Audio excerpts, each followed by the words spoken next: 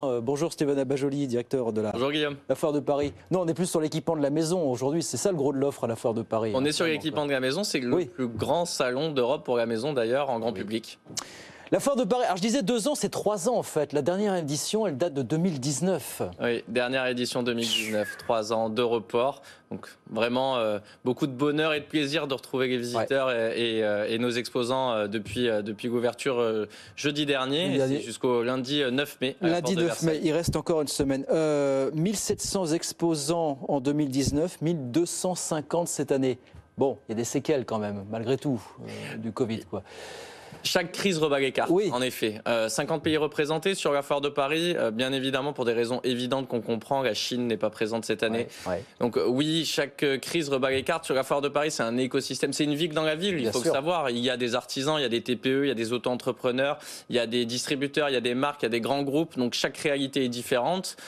Chaque type de société, en fonction de son secteur d'activité et de sa taille, s'est adapté et a pris des décisions en fonction. Ce qui est important à dire aujourd'hui, c'est que la promesse de Foire de Paris est bien là et l'offre est bien présente pour répondre aux attentes des visiteurs. Mais comment vous adaptez à la nouvelle donne? Alors évidemment, on a dit l'e-commerce s'est beaucoup développé à l'occasion de cette crise.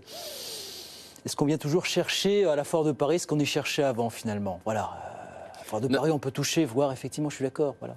Notre métier est en totale réinvention. Cette crise, bien évidemment, a chamboulé les pratiques et les modes de consommation. Je pense que Internet a proposé une solution concrète pendant les périodes de confinement à tout le monde pour pouvoir continuer de consommer. Mais c'est important de préciser qu'à la suite de chaque confinement, on a vu une augmentation très importante de la fréquentation dans les magasins. Donc on sent un attachement et une volonté profonde des Français d'aller dans leur parcours d'achat, finaliser leur acte à l'intérieur du magasin parce qu'on a besoin d'avoir un contact physique avec un vendeur, avec un expert. On a besoin d'être rassuré et je pense particulièrement à la maison, on est sur des paniers moyens assez élevés.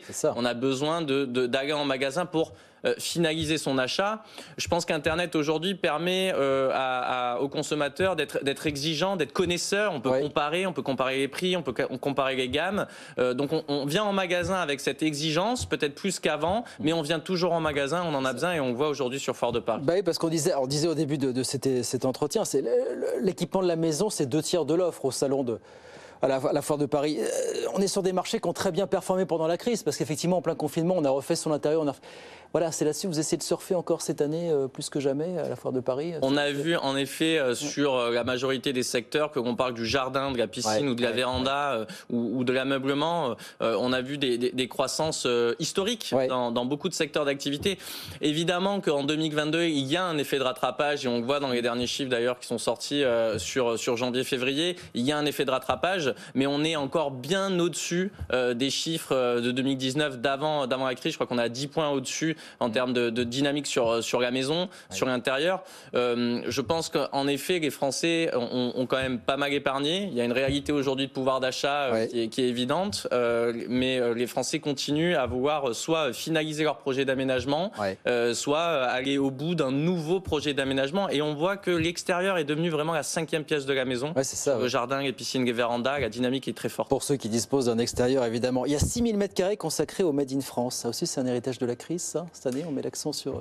Foire de Paris est révélatrice de tendance. On a été toujours en contact de nos visiteurs pendant ces 3 années. On a vraiment étudié tous ces changements qui ont été très rapides. C'est vraiment une transformation qui s'est faite en 3 ans. Je crois que historiquement, on n'a jamais vu une transformation aussi rapide. Et l'intérêt des consommateurs, c'est à la fois, comme on le disait, tourner vers leur habitat, mais aussi tourner vers une consommation qui va vers plus de responsabilité dans son acte d'achat, que ce soit une responsabilité environnementale ou aussi l'envie d'aller consommer plus local, plus français. Donc on a souhaité, en tant que Foire de Paris, mettre en avant ces thématiques-là avec la création d'un village innovation et création française. C'est 6000 m² au cœur de la porte de Versailles, dans lequel on va trouver des startups, des auto-entrepreneurs, des sociétés souvent qui sont toutes jeunes et qui sont nées pendant la crise et qui d'ailleurs, pour certaines, ont pu utiliser Internet comme levier de développement et qui aujourd'hui viennent dans le physique.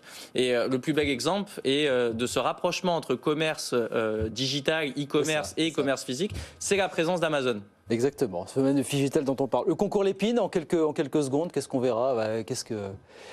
qui a mis en avant par le passé les inventeurs d'objets du quotidien. Je voyais ça. Enfin, le fer à passer, c'est passé par chez vous. Les lentilles de contact, c'est passé par le stylo à billes. Le stylo bille. Ça fait un siècle qu'il y a des inventions du quotidien qui changent notre quotidien, qui sont sorties au concours Épine. Le concours Épine présent à la Foire de Paris dans le pavillon 1.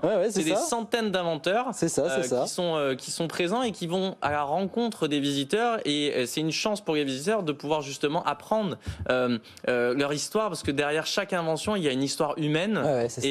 On l'a vu dans le dernier concours Épine avec souvent des surprises, des inventeurs de 6-8 ans, des inventeurs de 12-14 ans qui ont dans leur chambre créé des inventions qui, pour certaines, deviendront des éléments qui changeront dans notre quotidien demain. Et il n'y a pas de raison que ça ne change pas, évidemment. Alors c'est évidemment à la Porte de Versailles jusqu'au 9 mai prochain. Le Parc des Expositions a été en partie bâti pour accueillir à l'époque, d'ailleurs, c'est ça qu'il faut dire. Première aussi. édition de la Foire de Paris en 1904 et construction du Parc des Expositions de la Porte de Versailles en 1923 pour accueillir Foire de Paris. Et le Parc des Expositions s'est développé avec Foire de Paris. Un siècle d'histoire, mesdames et messieurs, nous observe. Merci beaucoup, Steven. Merci de passer nous voir. Merci, bon courage pour cette édition. Voilà, le retour de la Foire de Paris à la Porte de Versailles après 3 ans d'absence. Steven Abajoli, directeur de la Foire de Paris, jusqu'au 9 mai du côté de la Porte de Versailles, bien sûr, à Paris. Merci beaucoup, Steven. Merci à vous. À bientôt, avec plaisir sur BFM Business.